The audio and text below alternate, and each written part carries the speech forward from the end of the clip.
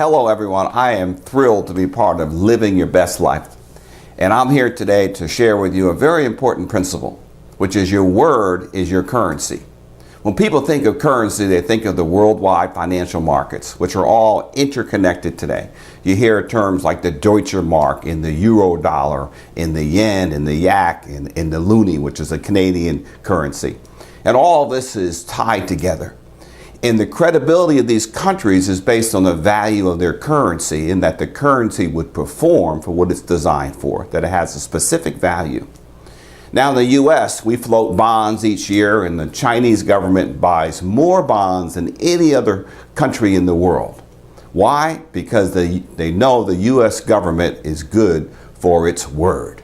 That the U.S. government will do anything to guarantee that those bonds will perform. Even print new bonds and raise more taxes, of which we all pay. So your word is critical. And so each of us, our word is our currency. Let's talk about it a little bit more in terms of the government sense. Recently, you saw a big upheaval in Puerto Rico where they had floated government bonds and they weren't all performing. And they went through all types of machinations to renegotiate their bonds so they could continue to raise credit and execute and continue to operate within the country. You look at Russia today. Russia is considered a bad citizen, and the penalties that they're being brought under today are financial. And right now they're under threat to be removed from the international monetary system, that their ruble would no longer be part of the currency market and they would be left only to trade within themselves. So there's a lot of concern because their currency may not be good for its word. So you ask yourself, how good is your word? That's the question I'm asking you today. Do you want to really know? Simple. Look at your credit score. Yes, your credit score will reflect the value of your word. And your word today, in the area where data is available to everybody, is really important. So people will check your credit score. Who's going to check your credit score?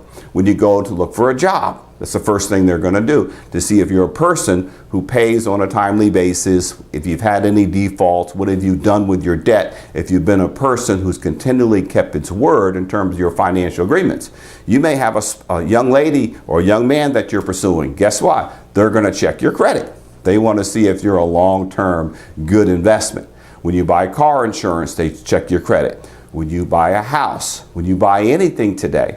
So if your credit is good and your word is good, your cost of living is going to be much lower than someone else that may not have a good credit score. So it's critically important to go out and keep your word in all your agreements. Now, very often people get into deals and get into situations. They have an agreement to do something, to execute and get something done. Circumstances change. Well, it's okay to go back and recreate your agreement. Why? Because your word is important.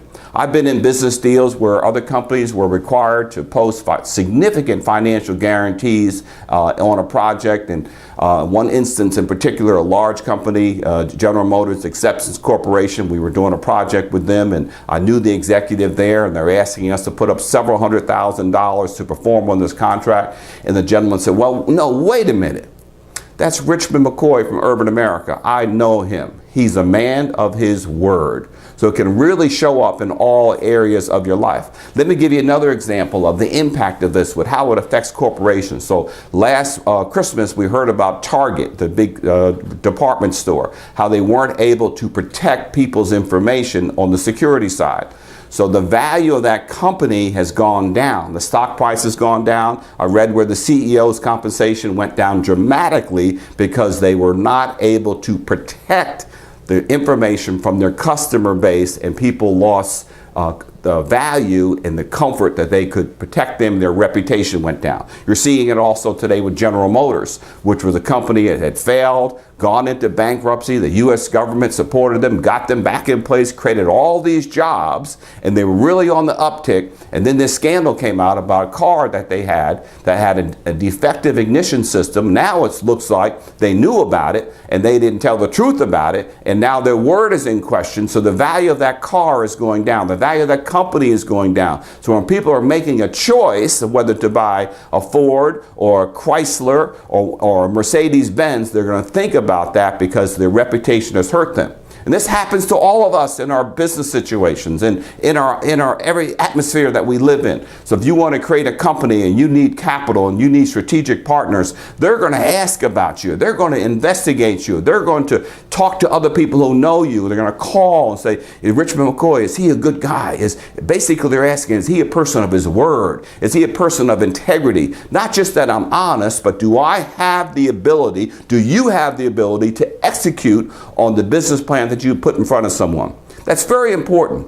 Side of integrity. Does it have the strength? Does it have the capacity to perform per the contract to execute on it? So it's very critical that you have that. Another important aspect of your word and protecting your word is who you're in association with. Because sometimes you'll get into a partnership or you'll make an investment with someone that you think is credible and is real, but you find out you get in there and all of a sudden they aren't capable. They're lazy, or they just are not honest people, and you're in that relationship. So you need to protect your boundaries, protect the white lines of your reputation so that you can go forward and that your word maintains itself. Let me tell you how important this is.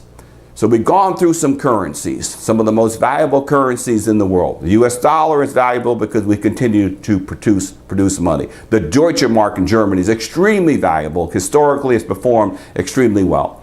So the question is, how good is your currency? How valuable is it? How can you harvest that? How good is your reputation? Where can you go with it? Would someone come to you and ask you to put your word on the table for them? The most valuable currency in the world is relational currency. Not diamonds, not gold, not platinum, not the Deutsche Mark, not the US dollar. I suggest to you it's relational currency, where someone will allow you to walk across the bridge of their relationship to a key contact, a level for you to go higher to your next relationship. That's the question. The relational capital can save you years of effort, years of toiling at a certain level. When someone says, I know that person, I think they're capable of doing this work, I want to make this introduction for you to go to this next level. Relational capital can save you decades of effort. It can move you to a level like that overnight if someone will vouch for you and help you cross that bridge. So be careful when someone asks you to share a relationship. You have to be protective of it, because they can also ruin your reputation with that particular entity. But if you get an opportunity where you can build up your credibility, build up your track record, build up your expertise, build up your capacities to move forward, and your value has been created, you have to really protect that and guard it, and it's worth everything to you in your life. A very important aspect of your currency is your emotional currency. And that's really the value of you knowing to say yes or no.